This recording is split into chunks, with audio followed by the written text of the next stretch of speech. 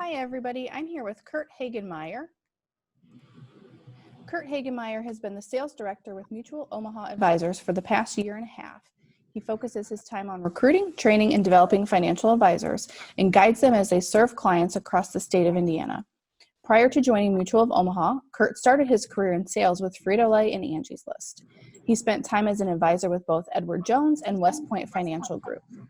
Kurt has been married to his wife, Heather, for 4 years, and they reside on the south side of Indianapolis with their 1.5-year-old son, Jackson. He is also an active member of the Kiwanis Club of Perry Township. Welcome, Kurt. Thank you for joining Candid Career Chats. Yeah, welcome. Thank you for having me. My pleasure. The first thing that I like to start off with is to ask our participants how they're feeling in this moment, in this new world. Yeah, absolutely. I think one word. The one word for me, I think, would be optimistic.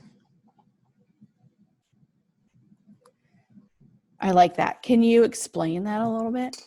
Yeah, absolutely. So I think, there's obviously a lot going on right now, a lot of, I think, negative things that we see without this, a lot of changes that we've had to make. And so for me, it's more so, looking to the future and what we can gain from this. And I think, one, it'll allow a lot of us to spend a lot more time, at home with our families, with our loved ones. And I think that'll be great, building relationships long term and kind of reconnecting in those opportunities. But from a business perspective, I think it's going to give us a lot of tools for the future. So I know, at least in our industry, from a virtual perspective, and a lot of the things and tools that we're having to now incorporate or kind of learn and get used to will be very effective for us going forward in how we operate and how we do business. It's we cover the entire state of Indiana, for instance, and if you have a client in South Bend and a client in Evansville, very difficult in the past to be able to meet with those people in the same day. And I think so, virtual tools like this will allow us to kind of spread out, be more effective in how we meet with clients and when we meet with clients. Good. I'm glad that people are seeing some sort of a little bit of a silver lining in all of this. Yeah. So absolutely. Our first real question is, can you walk us in through your career path, starting with what you thought you wanted to be when you were kind of younger, growing up in high school, early college, to where you are and what you're doing today? Yeah, absolutely. So, yeah, I think, when I was thinking about this, if you go back, 5-year-old me probably would have told you I wanted to either be a professional athlete or a monster truck driver. But, growing up, I think even going through college or through high school, I wasn't exactly sure what I wanted to be. I think a lot of people are in that position, and I think that's okay. But I knew that, I enjoyed solving problems and kind of complex problems. And I always thought that would be part of what I did in the future. And so, going into college and, starting in business and focusing on business management as I came in. And then, I actually at one point thought about switching my major. And so I looked at, kinesiology and more on the exercise science side of things. And ultimately decided that wasn't necessarily what I wanted to do, and stuck with business. And that's when I really kind of fell in love with the finance side of things and started to add that into my coursework and added that as a minor. But I think it was always changing throughout school as far as different ideas, different thoughts that I'd have that I'd want to do. And I spent a lot of time in retail and as a camp counselor at the YMCA throughout college. And so I enjoyed that interaction with people. And so as I got closer to the end of college, I think that interaction is what intrigued me in the sales side. So I would say going into college, I was probably more of an introverted person, so I would have never guessed that I would have ended up in sales careers and going through that. But really came out of that through college and started with Frito-Lay, as you mentioned, down in Evansville, and spent 2 years there, but ultimately decided Indianapolis was where I wanted to be. And that's when I joined Angie's List. And that allowed me to kind of work with advertisers, service providers on, helping them grow their business. But, from there and spending 3 years with them, it was a great 3 years, but I wanted that face-to-face interaction. Most of my time was on the phone with people, having conversations, and they were on the East Coast. So there wasn't a lot of, relationship building, there. So when I sat back and looked at that and that face-to-face interaction piece of it, and really wanting something that I knew would be fulfilling for me and could make an impact on others, that's where that finance, came back into play, and I really fell into investigating the advisor career, which led me to Edward Jones, and great company, great training platform there, but very investment focused. So for someone that's in their mid to late 20s, it was difficult for me to feel like I was really making the true impact on the people that mattered the most for me, because they weren't people that had hundreds of thousands of dollars of assets to roll into accounts or preparing for retirement in the next 10 years. And so that's when the insurance side of it came into play. And for the insurance side, I had a lot of friends that were needed that piece of it and hadn't really thought of that, and were getting started in their careers and needed some help with starter accounts on the investment side. So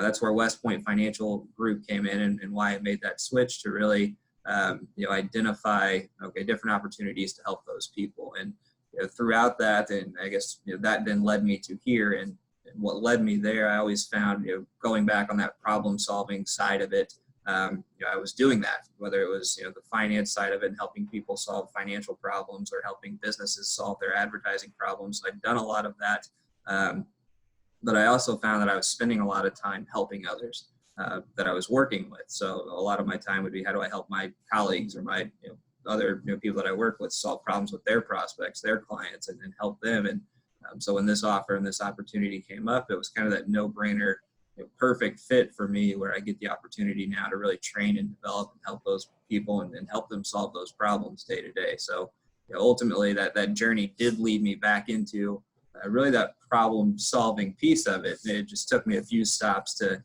find that right fit. Mm-hmm. Well, thank you for what you do. Yeah, appreciate it. What advice would you give to your college self? So if you could go back and give yourself a pep talk, what would that look like? Yeah, I think it's, don't be afraid to take risks. I mentioned that I was, somewhat introverted coming in, and I think that kept me from doing a lot of things to really build relationships and build networks. So getting involved on campus, whether it's fraternities or sororities or different organizations and volunteer work. I didn't do a ton of that, especially early on, because I didn't want to take that risk. So I think, just, taking risks, doing things that are outside of your comfort zone can really help you to go a long way in the future.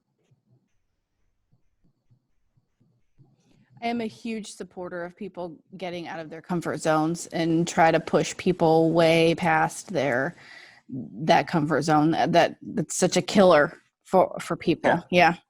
Yeah, that's I guess kind of a cliche statement maybe here, but one of the things I tell people all the time, especially coming into this career, is you have to get very comfortable being uncomfortable. Yep.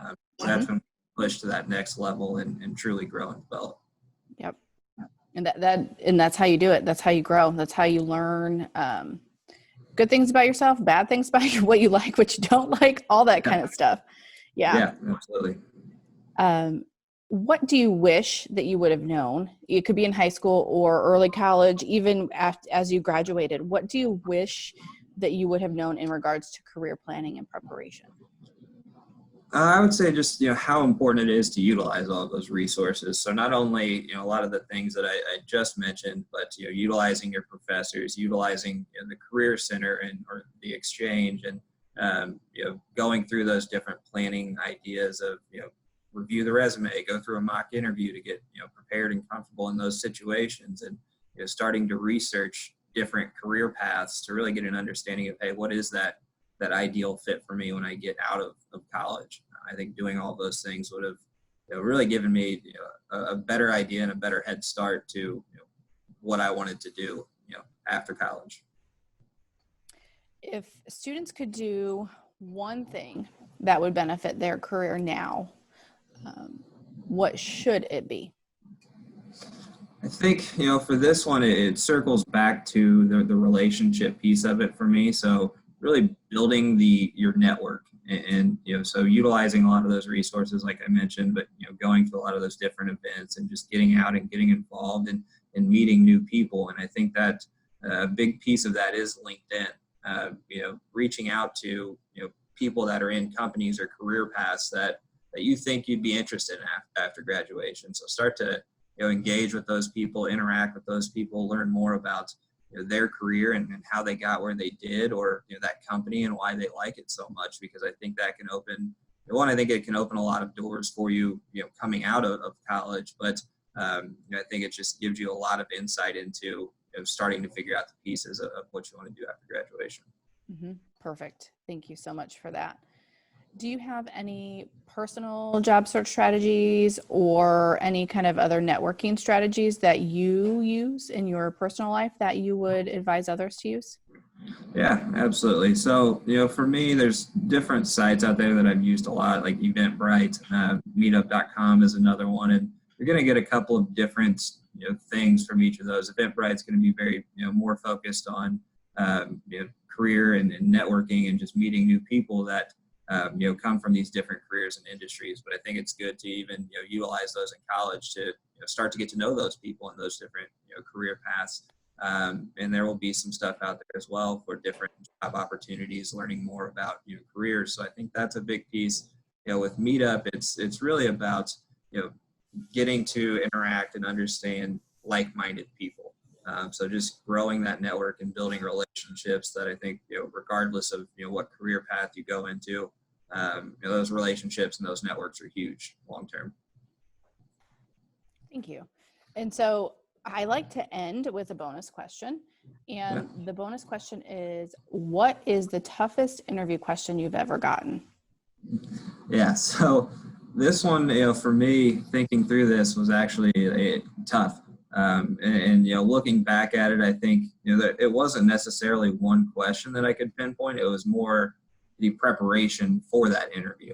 So the toughest interviews I've ever had were the ones that I probably early after college, where I thought I could just go in, show up, be myself, and everything would be good job, right? That doesn't happen. You have to prepare and do the research and really understand who that company is, what that role is, and have a good idea of that before you come in to that interview. Obviously, preparing and looking at different questions and knowing how you would respond to those is huge as well. There is two questions that I thought of, though, that now that I'm in this role where I do some of that interviewing and interacting, that I think I've seen people struggle with the most. And it's interesting because the first one that I see people struggle with is just telling me about themselves. It's for whatever reason, people struggle with that, and they default to going through just what is on their resume point for point. And for me, as someone on the other side of the table, I want to know what's outside of the resume. I want to know more about you as a person. So I think that's one that people need to really prepare for and think through, in pretty detailed, before they go into that conversation. And then tell me your greatest weakness is another one that I see people really struggle with. And I think you've got to be careful in how you word that answer as well. And that, really what the employer wants to see is, okay, what is that weakness? But then what have you done to correct that weakness, or notice that it's a weakness and get better at it? And also you want to make sure that you don't, give out a weakness that is, a core detail or a core piece of the job that you're applying for, interviewing for. So I've seen both of those quite a bit. Those are great questions too. And I think one of my other interviewees also said, tell me about yourself. And you have to do your research. So thank you for kind of pointing that out again. And the more research you do, the more prepared you are and the more confident you are going into that. So I really appreciate that. Absolutely. Our time for our Candid Career Chat is done. Those questions that went pretty fast. So thank you very much. We appreciate you being here, being candid with us, your wisdom and your advice, and just kind of getting to know you during this process. So thank you very much. Yeah, absolutely. Appreciate it. And have a wonderful day. You too. Thank you.